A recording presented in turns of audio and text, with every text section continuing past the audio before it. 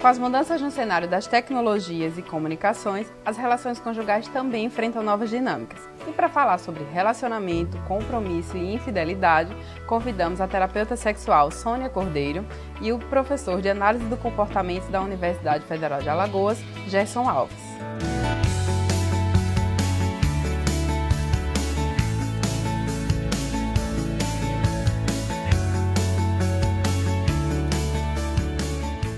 Sônia, e nas relações conjugais, as tecnologias, elas afastam ou aproximam os casais? Olha, as ferramentas tecnológicas, óbvio, né, que para o nosso progresso é uma coisa fantástica, porque aproximam por um ângulo, né, e não só aproximam casais, aproximam a massa, na verdade. Né? Mas tirando para o ângulo conjugal, realmente, se ele for utilizado no investimento também da relação, é o lado positivo, há como investir. Uma mensagem carinhosa no cotidiano, uma comunicação, marcar um encontro, uma excitação através de uma mensagem, isso é fantástico, é um investimento na relação. Mas por outro ângulo tem essa parte que realmente é negativa, onde no momento que deveria ser do casal, no momento da conjugalidade em si, os cônjuges estão completamente envolvidos nas redes sociais, na tecnologia em si, né? Ao invés de investir na relação, investem em outras relações, que são mais atraentes e tentadoras. Sônia, você como terapeuta de casais, que dica deixaria para que as pessoas blindem seus relacionamentos dessa infidelidade? Olha, na verdade, na nossa prática enquanto terapeuta sexual e de casal, nós trazemos uma questão simplista até, o exercitar o diálogo. Porque, na verdade, nós não dialogamos, nós nos defendemos. Né? Um está falando, o outro já está preparando o cérebro da defensiva. Então, escuta primeiro. O diálogo é um exercício da escuta. Escuta, processa e dá uma resposta. Ou uma resposta convincente, ou uma resposta onde se chega a um denominador comum. Que essa é a intenção do ser compreendido. Porque numa relação a dois, não é só um que precisa se trabalhar. Numa relação a dois, trabalha-se exatamente a convivência, o exercício a dois. Porque quando chegam lá para nós dizendo, a gente se ama, agora só tem de bom o sexo, o restante é briga.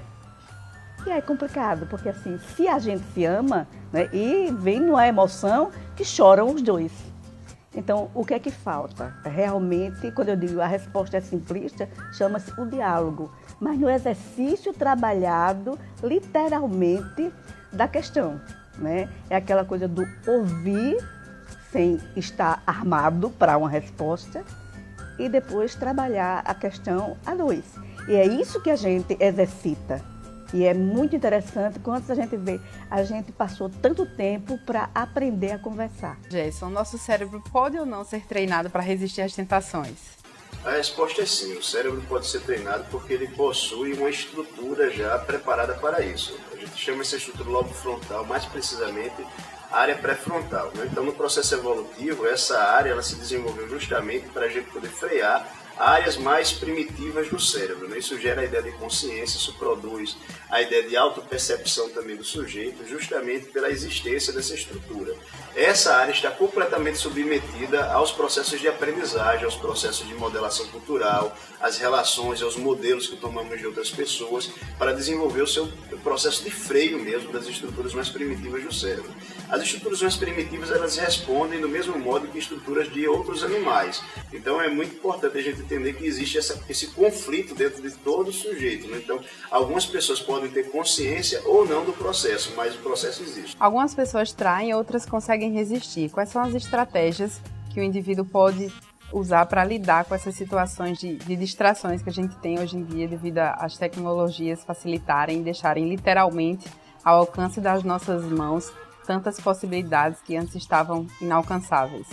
É verdade, algumas pessoas traem, outras não traem, né? E existem estratégias sim que podem ser utilizadas. Essa categoria de estratégias, a gente chama elas de autocontrole, é como o indivíduo vai trabalhar no seu processo de aprendizagem para desenvolver, de fato, certos comportamentos que servirão de esquiva daquilo que a gente não pode nem dizer que ele não quer, porque na verdade uma parte dele quer, mas dentro de um planejamento de vida, de uma programação, traçar objetivos, aquilo ali não se encaixaria. Então elas precisam afastar para outros estímulos concorrentes para não ficarem vulneráveis. E aí entra na categoria de autocontrole, que é a esquiva da situação, não observar certas oportunidades, ou sair de certas conversas em momentos estratégicos. Então não ficar submetido a uma situação de estimulação, que sabe-se que todos nós somos vulneráveis. Né? Em maior ou menor instância, a vulnerabilidade vai ocorrer se a gente fica submetido àquele processo de estimulação. Você pode participar da matéria completa sobre esse tema que sairá na próxima edição da Revista DUI. É só enviar para revistadui@gmail.com a sua opinião. Compartilhe conosco a sua história.